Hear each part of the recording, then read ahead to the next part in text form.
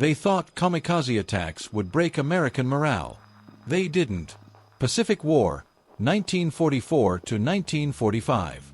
They believed the American fleet would flinch.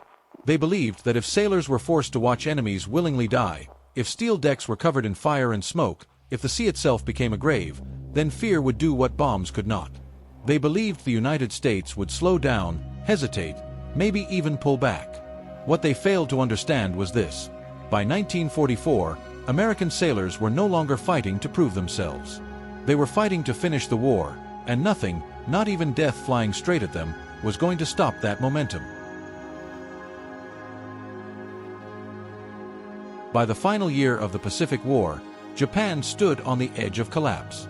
Its once powerful navy had been shattered, its veteran pilots lost in earlier campaigns, its fuel reserves nearly gone, and its cities burning under relentless bombing. The American advance was no longer a question of if, but when. Island by island, the U.S. Navy tightened the noose. Facing an enemy with overwhelming industrial power and an ever-growing fleet, Japanese commanders made a desperate choice. If they could not defeat American ships through conventional warfare, they would try to defeat the men inside them, psychologically. Thus emerged the kamikaze strategy. Young pilots, many barely trained, were told that their lives could become weapons. Their aircraft were stripped down, packed with explosives and fuel, and aimed directly at American ships.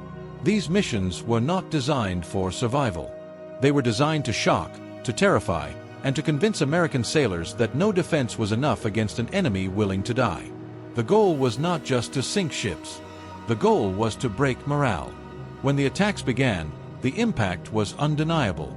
Radar operators watched aircraft that never turned away.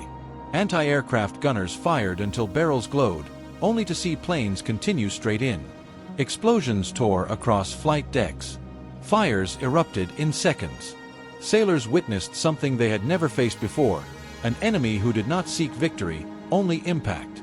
For a brief moment, Japanese leaders believed they had found the perfect weapon. Losses mounted. Fatigue set in. And yet, something unexpected happened. American morale did not collapse. It solidified. Instead of panic, there was discipline. Instead of retreat, there was adaptation. The U.S. Navy responded with ruthless efficiency. Radar picket ships were pushed farther out to provide earlier warnings. Combat air patrols increased in number and coordination. Anti-aircraft defenses became deadlier with every engagement. Most importantly, damage control, already a cornerstone of American naval doctrine, became an art form. Fires were contained. Flooding was controlled. Wounded sailors were treated while the ship stayed in formation whenever possible. Even vessels hit hard by kamikaze attacks were often repaired and returned to combat in weeks, not months. What Japan underestimated was not American firepower, but American resilience. These sailors were not fighting alone. Behind them stood an industrial machine capable of replacing ships, aircraft, and supplies at a pace no nation in history had ever matched. For every carrier damaged, another was already steaming toward the front. For every loss, operations continued without pause. The fleet did not slow down. It grew stronger. This reality became undeniable during the Battle of Okinawa. Hundreds of kamikaze attacks were launched in a final attempt to stop the largest amphibious assault in the Pacific. Ships were hit. Lives were lost. The cost was severe. But the invasion did not falter. Supplies kept flowing. Air support never ceased. Even under constant threat, the U.S. Navy maintained pressure, day after day, until resistance collapsed. The psychological weapon had failed. In the end, the kamikaze campaign revealed a harsh truth about modern warfare.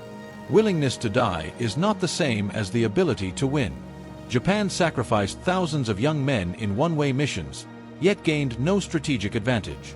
The American fleet adapted faster than it could be destroyed. The crews grew tougher, not weaker. And the attacks that were meant to shatter morale only reinforced a shared resolve, to endure, to adapt, and to finish the fight. The kamikaze pilots were human beings, many driven by duty, pressure, or desperation. Their story is tragic, but history remembers outcomes, not intentions. And the outcome was clear. The attacks did not break American morale. They tested it under the most extreme conditions imaginable, and it held. Because in the Pacific War, victory was not decided by who was willing to die. It was decided by who could keep fighting. If you enjoy real stories about the wars humans have fought, consider subscribing to WWH Tales. Here, we don't tell myths. We tell memories.